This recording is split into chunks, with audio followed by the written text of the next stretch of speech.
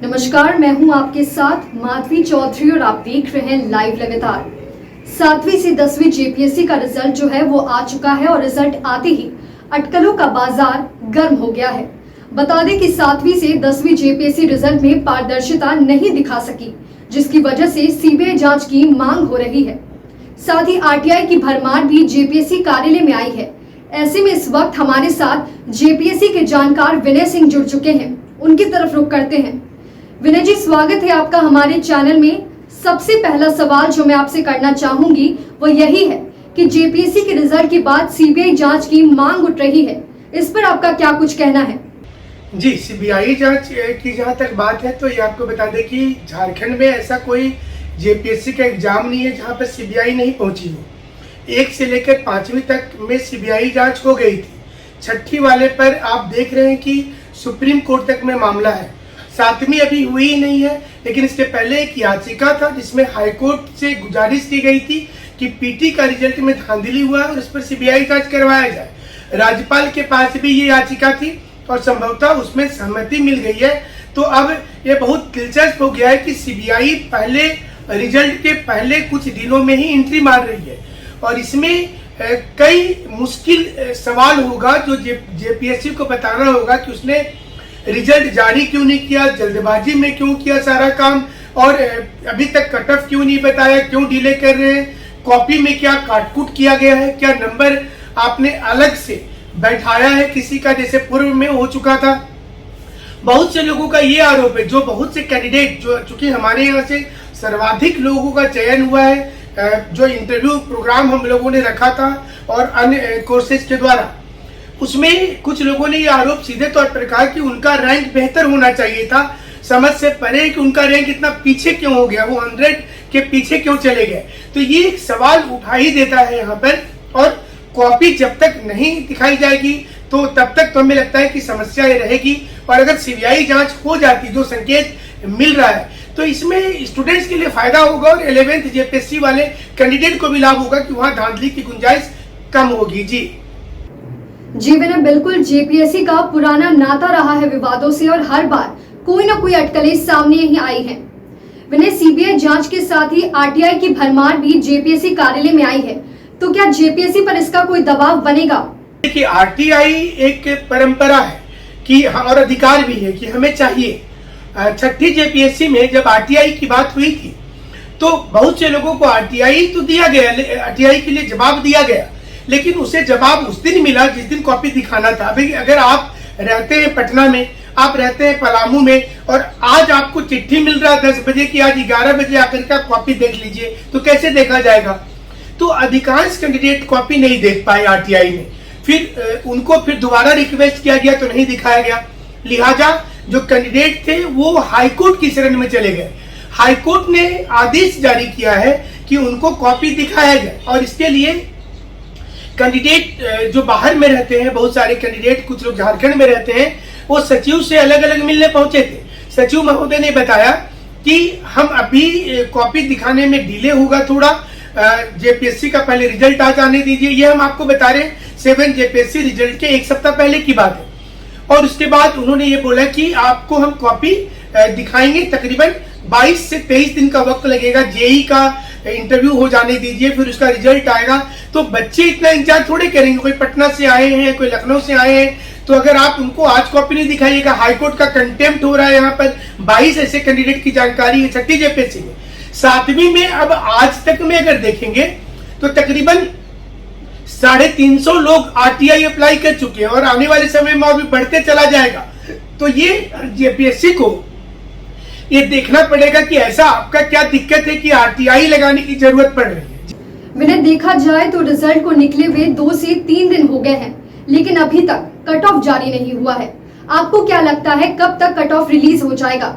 साथ ही मैं आपसे यह जानना चाहूंगी विनय कि 7वीं जेपीएससी के मेंस परीक्षा के रिजल्ट के बाद कई शिक्षक और अभ्यर्थियों ने नागपुरी भाषा से पक्षपात का आरोप लगाया था, इसके बारे में आपका क्या कुछ कहना है? सही मायने में देखा जाए तो कट ऑफ को लेकर के बहुत इंपॉर्टेंट ये विषय वस्तु है। कट ऑफ जारी होने के बाद अमूमन समस्या समाप्त हो जाती है, लेकिन झारखंड में इसका उल्टा होता है।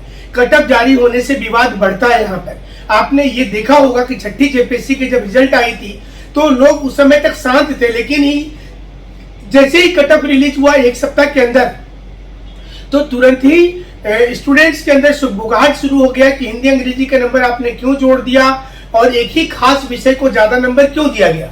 और ये देखिए कहीं ना कहीं कट ऑफ जारी होने से विवाद बनता है। क्यों बनता है? हमने पहले भी ये सवाल उठाया कि एक खास पर्टिकुलर एक लैंग्वेज पेपर में सबसे ज्यादा नंबर देना क्या दर्शाता है।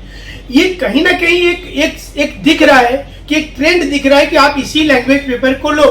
तो ये छठी में भी हुआ और सातवीं में भी अभी तक का एनालिसिस ये बोल रहा है कि एक खास सब्जेक्ट को फायदा पहुंचाया जा रहा है। तो ये तमाम दूसरे रीजनल लैंग्वेज के टीचर को भी सोचना पड़ेगा कि वो अपने बच्चों को अगर नंबर कम दे रहे हैं तो कहीं ना कहीं अपनी कम्युनिटी के साथ, अपने जो उनके समाज के लोग हैं उनके साथ विश्वासघात हो रहा है। क्योंकि एक ही विषय में सिर्फ ज्यादा नंबर आता है, बाकी विषय वाले को, खास करके हिंदी अंग्रेजी वाले को तो एक प्रकार से उन्हें नीचा दिखाने का काम हो रहा है। उनके जो टीचर हैं वो उनका कोई कसर नहीं छोड़ते कि वो कहीं पर नंबर दिया जाए। पिछला एग्जाम को देखिएगा तो हिंदी अंग्रेजी वाले को मतलब फेल कर दिया गया। आप टॉपर्स रैंक में आ रहे हैं बट हिंदी अंग्रेजी में फेल है। आप इतने हार्ड कॉपी को चेक किया जाता है, लेकिन कुछ कुछ लैंग्वेज पेपर में क्या होता है कि उनको प्रमोशन किया जा रहा है तो उनको विशेष ध्यान दिया जा रहा है। तो ये बाकी विषय वाले को सोचना पड़ेगा और कट ऑफ जारी करने के बाद ये विवाद सामने आएगा कि क्या कुछ हुआ है। इसके साथ साथ नंबर देने में कहाँ कोताही बरती गई, लोग फिर कैलकुलेशन करेंगे कि इंटरव्यू में किसी को कम नंबर क्यों आया।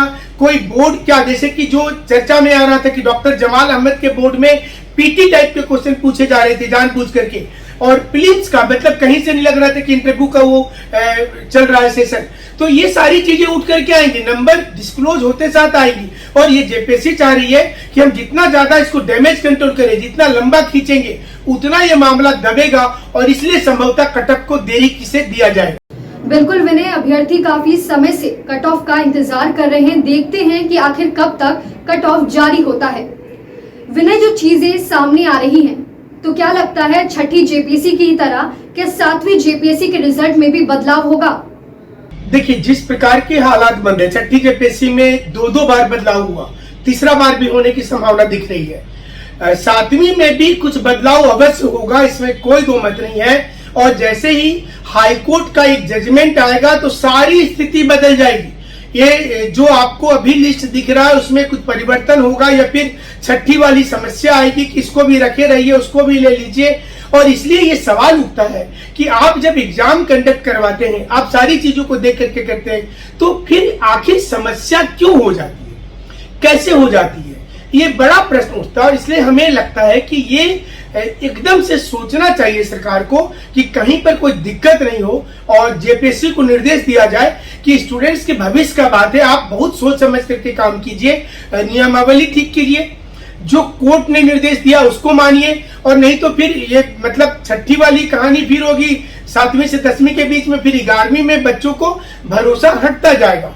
इसलिए जरूरी ये हो जाता है कि 7वीं जेपीएससी में जो उन्होंने किया उसके लिए सबूत हो, जेपीएससी के पास ठोस सबूत हो, तर्क हो, और उसके तर्क को स्टूडेंट माने। जिसका सिलेक्शन हो गया वो भी माने और जिसका सिलेक्शन नहीं हो पाया वो भी माने, तब जाकर के जेपीएससी का भरोसा बना हुआ रहेगा। जी विनय, एक अंतिम सवाल आपसे, क्या 11वीं जेपीएससी अपने समय पर हो पाएगा? जी 11वीं जेपीएससी को लेकर के इस समय में बहुत सारी सूचनाएं आ रही हैं अलग अलग जगह से।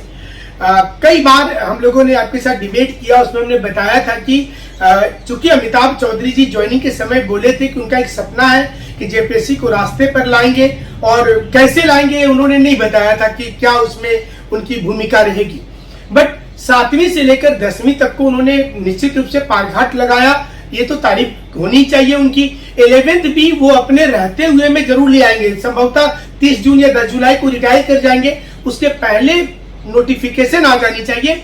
एग्जाम देखिए जुलाई में नहीं हो पाएगा, बहुत से लोग ये दावा कर रहे हैं। एग्जाम किसी भी हालत में सितंबर अक्टूबर से पहले पीटी होना मुश्किल होगा। तो 11 जेपीएससी जो लोग तैयारी करना चाहते हैं वो अपने से घर में करते रहे तैयारी, और ये हमें लग रहा है कि आने वाले समय में ये एग्जाम होगा तो सितंबर अक्टूबर मिनिमम होगा, उसके आगे जा सकता है, उसके पहले होने में दिक्कत होगी। बहुत सारी संभावनाएं इसमें बनती हैं, एज क्या होगा, कितने कैंडिडेट रहेंगे, क्या दिक्कतें आएंगी। तो सारी चीजों को देख करके ही जेपीएससी को काम करना था। हमें लग रहा है कि वो निश्चित रूप से इस पर फैसला लेगी। जी विनय, बहुत बहुत धन्यवाद आपका हमारे साथ जुड़ने के लिए। कई महत्वपूर्ण जानकारी आपने हमारे साथ साझा की। जैसा कि हम सभी जानते हैं कि जेपीएससी और विवादों का पुराना नाता रहा है। देखने वाली बात होगी कि आने वाले समय में यह विवाद और आगे कितना बढ़ता है। इस खबर में बस इतना ही। मुझे दीजिए इजाजत। नमस्कार। न्यूज अपडेट के लिए आप हमारे चैनल को सब्सक्राइब करें। आप हमें फेसबुक और इंस्टाग्राम पर भी फॉलो कर सकते हैं। बने रहे लगातार .in के साथ।